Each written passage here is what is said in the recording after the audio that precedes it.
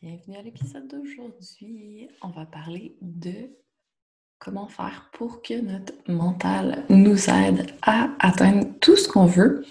Et je ne sais pas si tu as vu, mais dernièrement, on a fait un défi sur mon compte Instagram et sur ma page Facebook. Donc, c'était le défi mental d'acier. Et le but, c'était de pouvoir mettre en place des habitudes de vie qui nous permettent à long terme de maintenir notre santé. Même si on est une femme super occupée et qu'on veut atteindre plein d'objectifs, c'est pas grave. La base de travail sur laquelle on peut arriver à atteindre des objectifs, c'est nous-mêmes. Donc, si on ne prend pas soin de nous-mêmes, si on n'a pas des bonnes habitudes de vie, si on n'a pas une méthodologie qui nous permet de pouvoir mettre en place les actions qu'il faut pour atteindre nos objectifs, c'est plus difficile. Donc, c'est pour ça que en ayant des saines habitudes de vie, je considère que c'est vraiment la fondation qui est nécessaire pour pouvoir maintenir à long terme une quête où on veut atteindre des objectifs.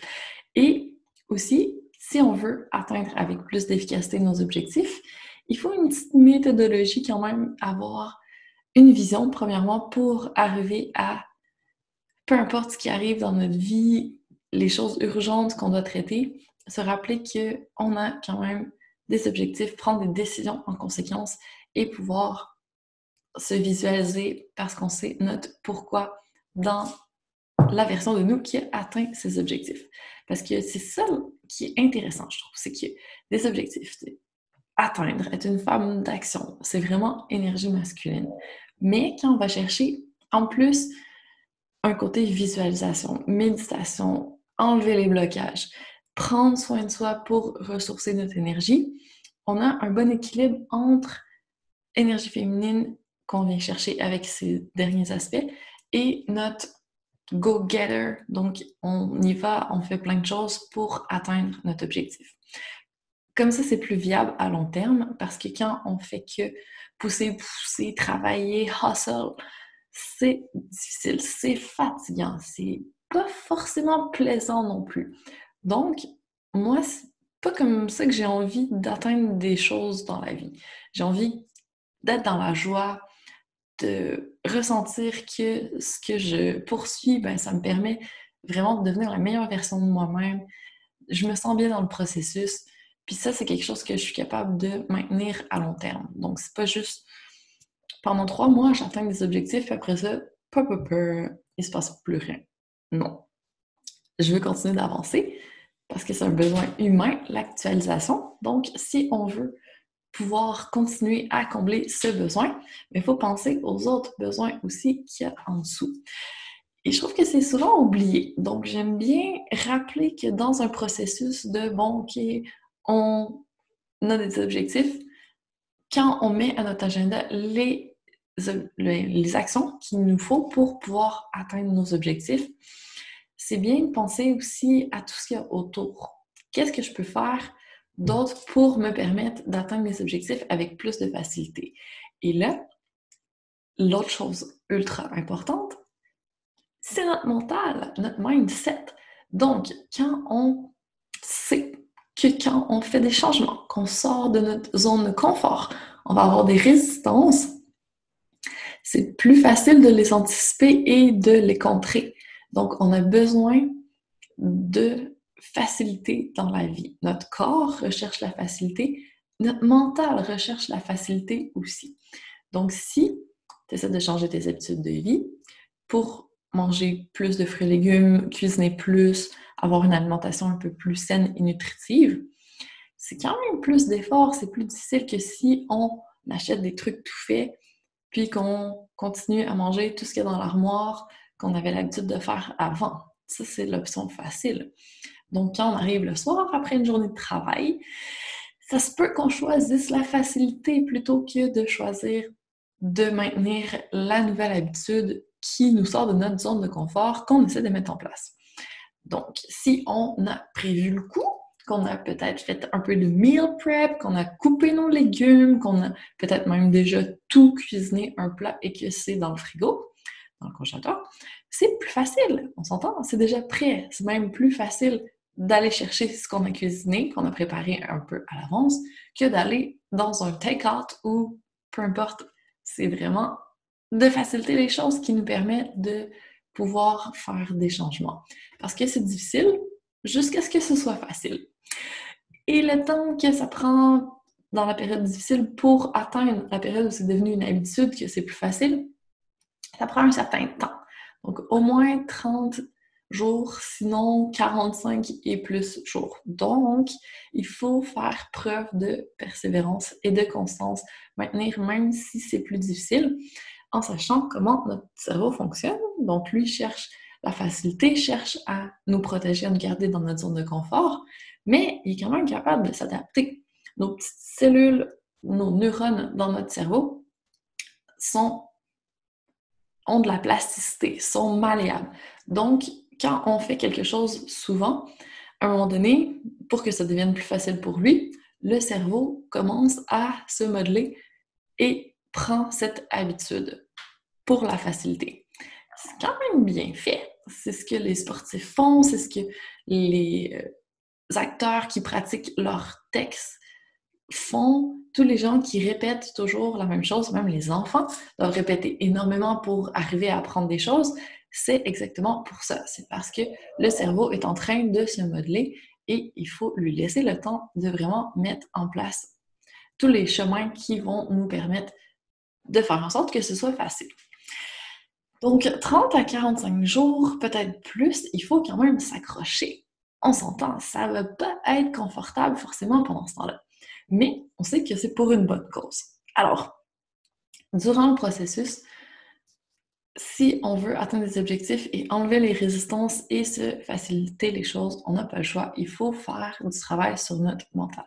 Puis si tu n'as pas vu l'épisode où j'en parle avec Claudia Anatella, qui est vraiment la top dans le domaine, à mon avis, je t'invite fortement à aller voir ou écouter, c'est un podcast, cet épisode parce qu'on en parlait.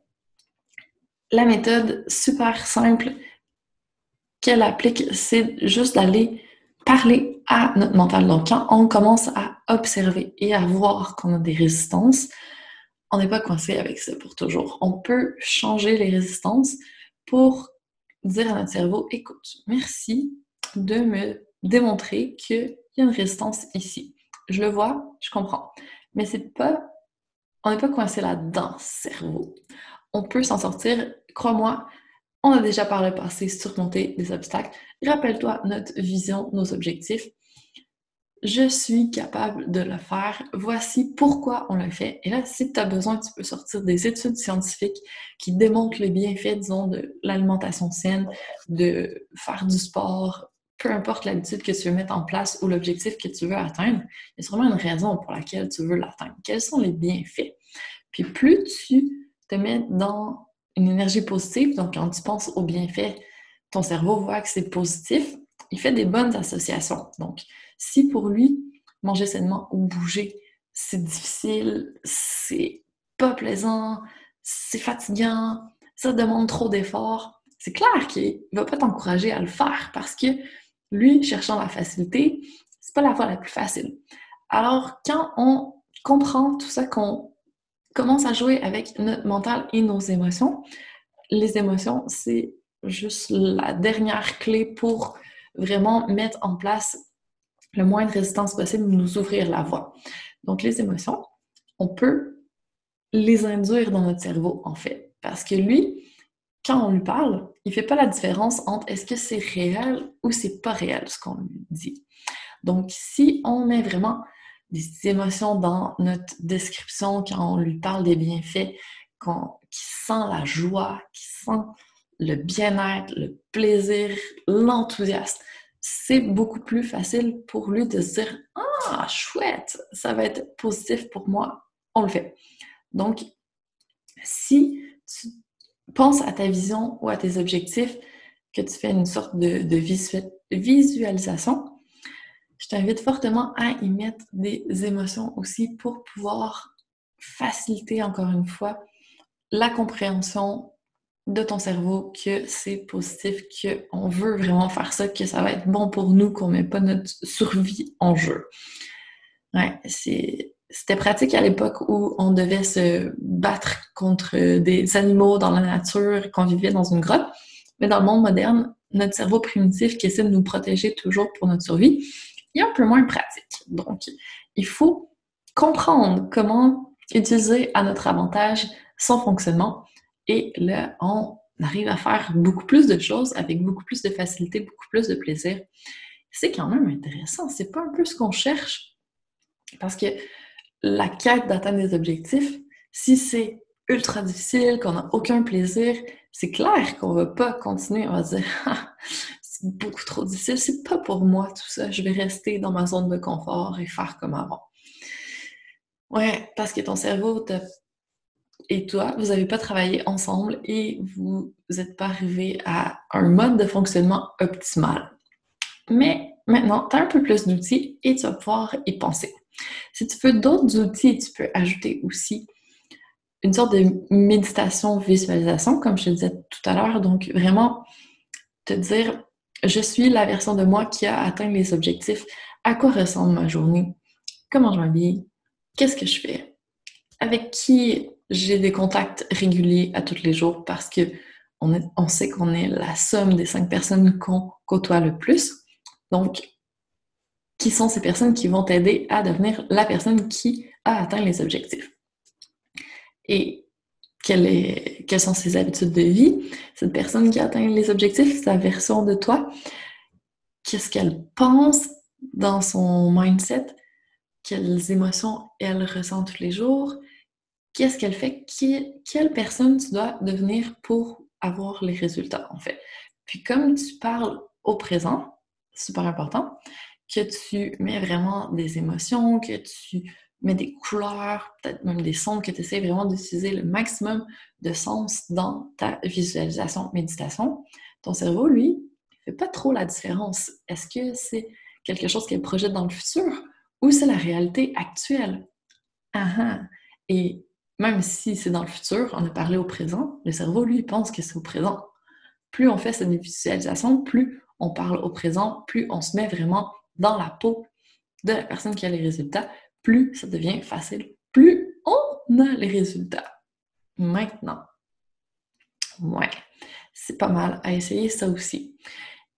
Et selon moi, la petite touche finale à tout ça, c'est de faire en sorte de se sentir bien à tous les jours parce que ton moment feel good va aussi te permettre de mettre plus de bonne énergie positive, d'augmenter ta vibration pour pouvoir atteindre, magnétiser plus facilement tes objectifs, tes résultats. Parce que quand on est épuisé, quand on n'a plus d'énergie, quand on n'a plus de plaisir, on est plutôt low vibe. On n'est pas trop attractif. Les gens n'ont pas envie de venir à nous, les résultats non plus. Donc, si on a pris des bons bains, qu'on a pris du temps pour écouter de la musique, pour regarder quelque chose qu'on aime, qu'on a fait un loisir qui nous ressource, qu'on a bien mangé, qu'on a bougé, donc qu'on a pris soin de soi, tant au niveau des habitudes feel good que des saines habitudes de vie, on est dans un meilleur état énergétique pour recevoir avec aisance ce qu'on attend. Et dans le fond, tous les petites astuces sont bonnes à prendre quand on veut avoir des résultats qui sont gros, qu'on a un petit frisson d'anticipation quand on les regarde. Et ça, c'est une autre chose, de faire attention aussi à y aller étape par étape. Quand on vise l'Everest dès le départ, peut-être qu'on aurait dû commencer par une plus petite montagne pour prendre confiance.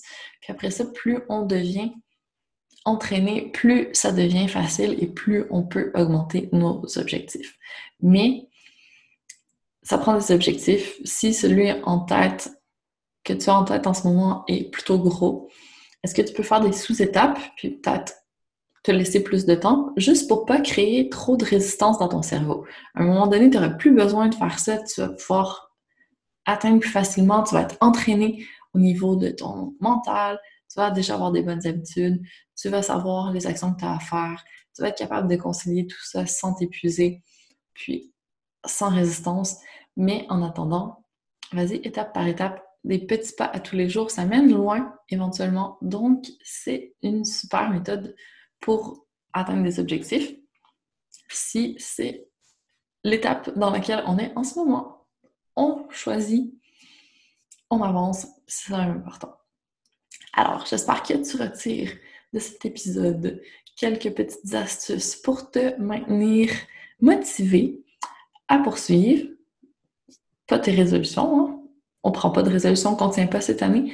On prend des objectifs. On se fait un plan et on va les atteindre. On n'a pas terminé ensemble.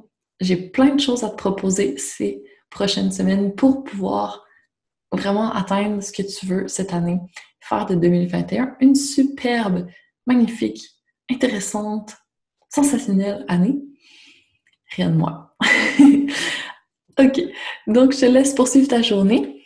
J'espère que tu vas être inspiré à passer à l'action et on se retrouve très bientôt pour un autre épisode.